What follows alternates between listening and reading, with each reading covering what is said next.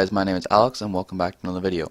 So today what I'm going to be doing for you guys, I'm going to be showing you guys how to create a flat icon in Adobe Illustrator CS6. This can also be done in CC. The differences between Adobe CS6 and CC are very minuscule. There's a lot of new additions added to CC, but realistically if you can do one in one software, then you can do it in the other, so it doesn't really matter. So what I'm going to be showing you guys is how to create this flat icon here.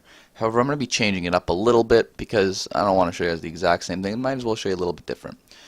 So first, to start off, though, I'm going to be showing you guys some of the softwares and websites I've used to help create this, and some resources that I've found that can really increase your workflow and that can really change the way you use Adobe Illustrator. When I first started using it, I didn't know about any of these websites and resources, and that really made learning it a little bit of a pain. But as time went on and I learned it, now I really adore Adobe Illustrator. Personally, I prefer Illustrator over Photoshop, and there are numerous reasons behind that. One of the biggest ones, though, is because it's vector-based. So I'm going to quickly explain that. So basically what vector-based means is in Photoshop, everything's pixelated. A lot of people know what pixels are. It basically is the dimension of the screen. As the closer you zoom into a picture, the lower resolution it gets, which makes sense. Vector-based, however, it doesn't matter how much I zoom in, it will always stay very high quality because it's mathematically calculated. So enough of me talking about blah blah blah vectors, and what we're going to do is I'll show you guys resources I used. So the first website I managed to use is one that I found is called the Noun Project. What this is basically any form of flat icon already that kind of exists, like basic gears and hammers and really anything. You search for it, anything, it will show up. So that's very useful, and I've used this a lot because when you're trying to create any flat icon for an iOS or anything, really having these icons can be very helpful. Now the biggest thing with this website and another one I'm about to show you is that you need to credit the author when you're using these, unless you pay for a subscription and you buy basically your own login account, which I believe for this site is, I can't remember, but it's honestly very cheap, and it's like, I think it's $9 a month, and you have unlimited resources you can use, and you can use them commercially. That's the biggest thing. You can download these and use these free of use.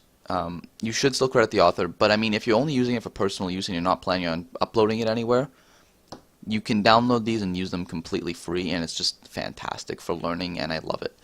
So another site here is Flat Icon. This one I came across recently. This one's a little bit bigger than the Noun Project. However, I haven't really used this one that much, so I can't explain it too much. However, the one thing I noticed this one has over Noun Project is an Adobe extension.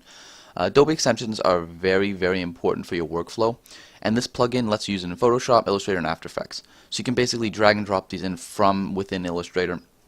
Now, that's impressive, but I mean, I haven't used it, so I can't explain it too much. But this is another site you guys have. And again, all these sites will be in the description. Now, when it comes to colors, picking the right color for a flat icon can really change the way it looks, because now flat icons have these very vibrant and very vivid colors. So I found two sites which have some very nice colors already kind of selected for you, and this can really again increase your workflow because having these colors really do change the way you perceive colors, and also it just makes selecting colors so much easier. So this site here is Flat UI Color Picker. This one has way more colors than the next site I'm about to show you. However, if you go here, you've got the name of it, you've got the hex color, and then the RGB color. So I'll show you guys how to use these here in a second once we jump over to Illustrator. But this site's got a fair amount of colors, which is fantastic. Another site here is Flat UI Colors. I don't know if these correlate together in any way, but it's two sites I found. This one only has 16 colors though, which can be kind of a pain. And you notice there's no hex or anything. So you have to go up here, choose it. You get hex, RGB, and RGBA. So normally, especially for Illustrator, you'll be using hex a lot. You can be using RGB. I prefer hex. So we're going to go here, hex, and then ta-da. Okay, so now how do you get it? Well, with this site, it's a lot more interesting. Is you just click it, and it says got it, or click again, copied, got it, copied, got it. Just also paste me and let it'll rock, copied, it'll rock. Come on, I want to see paste me. Oh, whatever, you get the point. But yeah, there you go, paste me. So basically, it's essentially just copies it to your clipboard. So you can just click it and then go into Illustrator or whatever and paste it. Makes it very easy. So a little bit easier than this. You can't just click these. but this has more colors, so really it's up to you as to which one you want to be using. Another one that I came across, this works also really well for Photoshop. This doesn't really tie into Illustrator anymore, but it's Media Militia. This basically has a lot of free resources you can use. Like if you're trying to get backgrounds, you want to just have that certain look, you can get like lens flares, skulls, rust. So this is really cool if I actually go in here.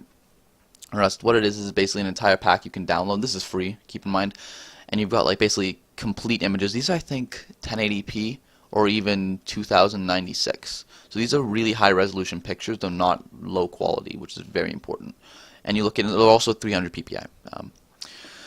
So they're perfect for print also. And like if you look here, it's just fantastic. You can use these, and it's just another site that you guys can use. And now finally, when I was learning Adobe Illustrator and Photoshop and InDesign, I came across a website and a YouTube channel called Tasty Toots. Now this is really where I learned a lot properly, and he is an amazing teacher, way better than I'll ever be. Again, so guys, if you really do want to learn in depth, I recommend you go watch these beginner guides. He's got Photoshop, InDesign, and Illustrator, and recently he's brought out a multimedia which basically incorporates everything into creating a brochure, a letterhead, and a a business card.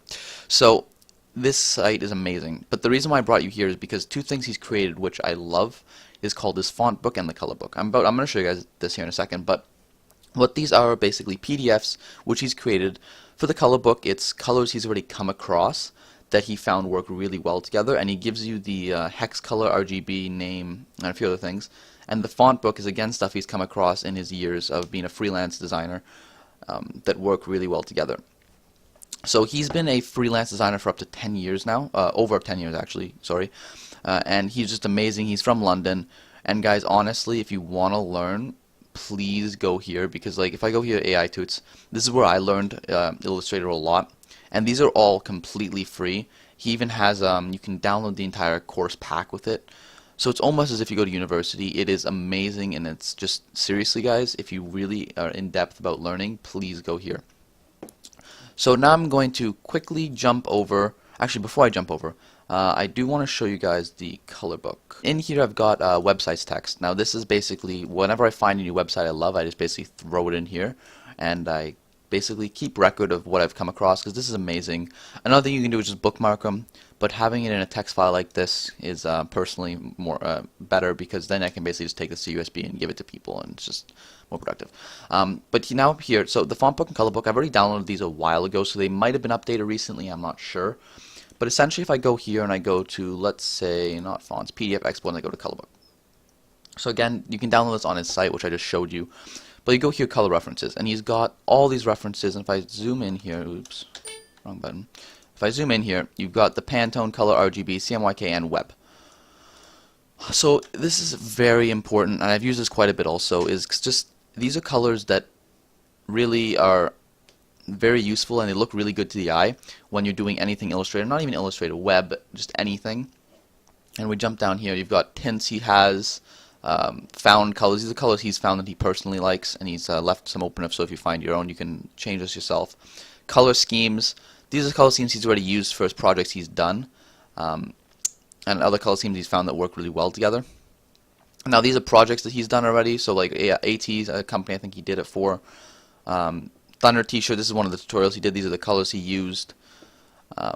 Westways branding, and just some really useful colors, honestly guys, like I can't even, like, he has an entire tutorial up on his site, so please go watch that if you want to see this. And then now if I jump over here, back to the font book, and here he's got PDF, again, the font book, and this is a massive 69 pages. I don't even know if it's going to load, but if I go scroll down here, I just keep scrolling, it basically shows you so the name of it and how the font looks. So you can basically just go here, and without even using the font, you can basically just go here and just look at the font. This is amazing. Like, you can do so much with this. Like, look at this. Look at all these fonts. It's like, the time you'd have to take originally going through downloading this and looking for these are kind of ridiculous. So it's, honestly guys, very useful resources to have if you're trying to get into anything media related. So enough of that. And also when you download this one's a little bit bigger. I think this is about 60 megs instead of the other one, which is like 10, because it actually gives you all the fonts here that you can install. So pretty amazing stuff. So Now to actually jump to the Illustrator side of things, the actual what this video is actually originally about, is I want to take what we have already here and change it up a bit, use a different color, and just kind of change up how I did it. So what I did is, instead of using hammer, I want to use a gear. So let's just search gear and see what happens. Now my internet is a little bit slow, so I don't know how long it's going to take to load. No, it's not that bad. Pretty bad. Okay, so if you go here, you've got, right away, you're just flooded with so many different gears that you can use. Like, look at this. Just from one search, you've got hundreds of gears. You know, it'll keep loading, too, if I keep going. It's amazing. So the gear, I've already kind of been looking here. I want to use this one, so I'll go here. I'll show you guys how to download this, keep in mind. So if I go here, and so you want to log in to download it, and if you don't have an account, that's totally fine. Just hit download, and it was still. Oh, do I have to log in? I can't remember. I can't remember if I had to. I'm pretty sure I didn't have to log in last time. I do have an account. I haven't actually paid for it, but I'm curious if I actually have to log in to download. Oh, I do. So now I've logged in. So now I go here and I can hit download. So when you download as a PNG. This is pixelated, keep in mind, which is kind of a pain in the arse. And personally, if you're using Photoshop, you can use this, but personally, I prefer the SVG. SVG is basically a vector-based saving way, so it works for Illustrator, which is what you want. So we're going to click download here. That's going to go green, and it's going to download it right here. So now from this, I'm going to go in here into Illustrator quickly. So what I did is, once I finished downloading it, I jumped over to Illustrator and I set up what I wanted to properly. So now from here, what I'm going to do is, what I did is, I basically, when I downloaded that file, the SVG, I drag and dropped it in here. Now I was surprised when I downloaded it because there's no author recognition on it. Normally there is, so if I actually quickly jump over here and I drag another one in, you guys can't actually see what I'm doing, but let me just drag, I think this is the hammer one in, I believe, I don't know, yeah. So what it is, if I actually down here, it says created by this from Noun project. So this is normally here. I don't know why it's not for the other one, but normally if you're using this and you're doing it commercially, you'd want to take this and actually use this. The from Noun project, I don't know if you need to use, but you need to at least credit the author. So this, I mean, you can delete it, like it doesn't do anything, but if you're going to be using this for commercial and you haven't paid for it, please make sure you actually credit the author. Let's quickly remove that. This one doesn't have it for some reason, so I mean, either way I still would have deleted it, but because I'm not going to be doing this I'm not going to be putting this up for download. So what I'm going to do is I'm going to Control C this, and we can now delete that too. No, and we can now Control V, and we've got it there. However, we're going to go over to our new place, and we're going to start. So what we're going to do is we're going to take this, we're going to throw it over to our pasteboard. So to get started, what I want to do is I want to actually go over here to rounded rectangle and just click once.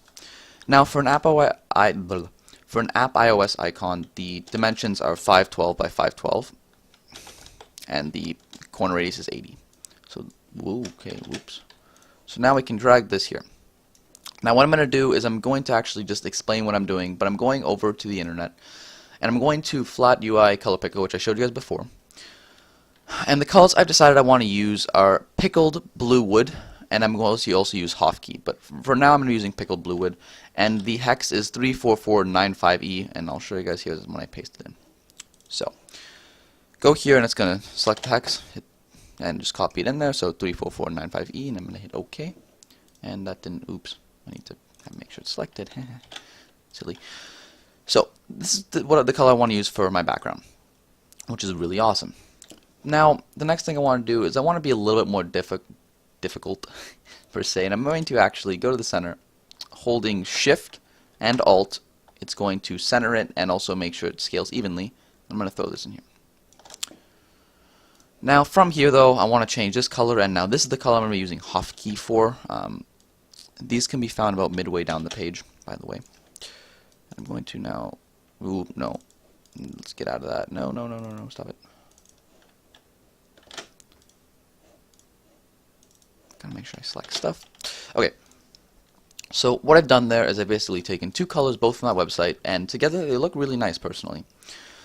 Now, to take this up even to the next step, we're going to use that icon here in a second. But what I want to do is I want to create a nice shadow for this.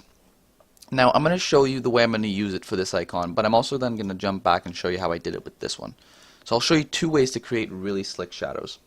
Okay, so for the first shadow, what I'm going to do is I'm going to grab the pen tool.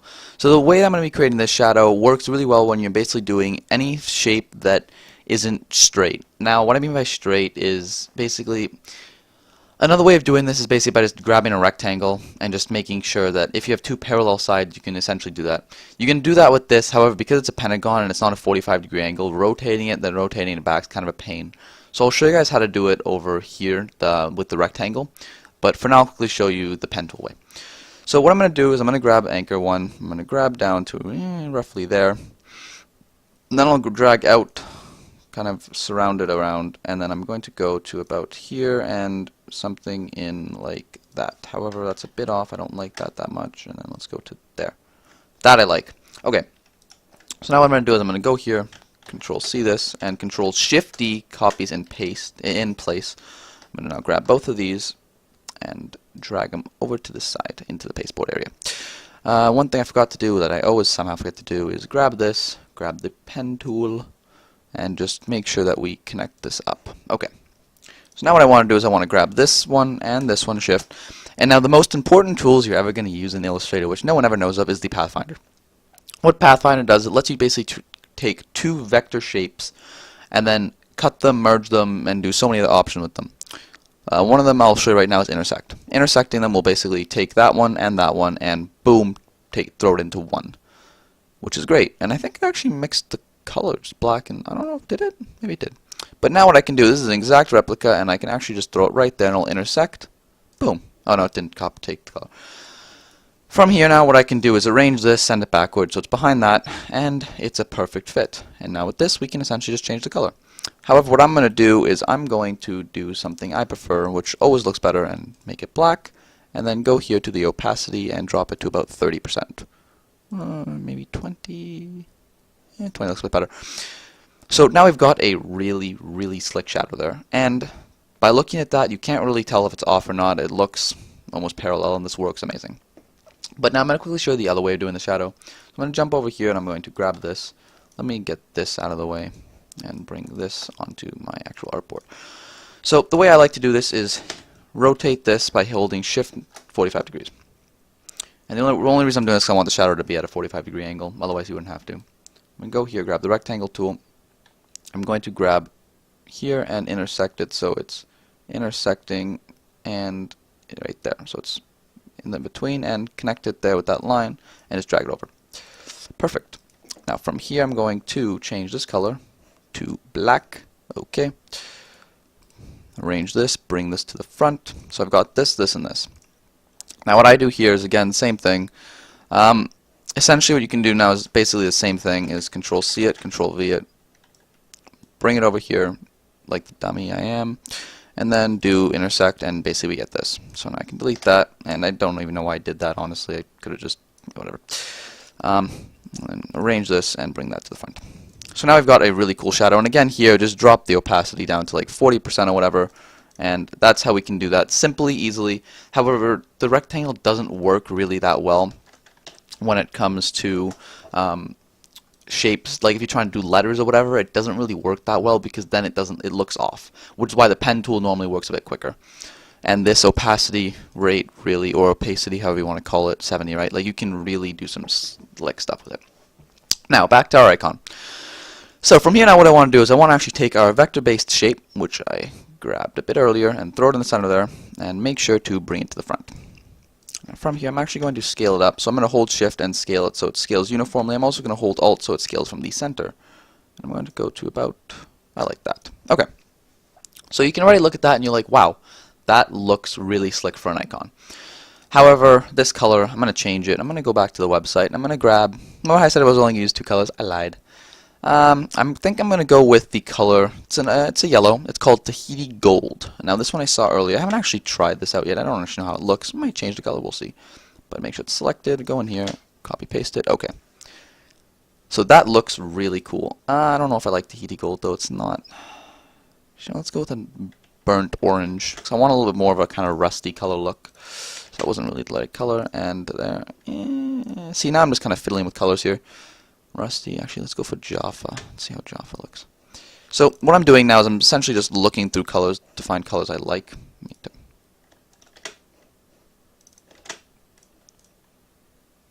I like that contrast a little bit better. So that color there is Jaffa. Okay, And again, I'm using flat UI color picker for this one. So now from this, what I want to do is I want to create a nice backdrop shadow for this.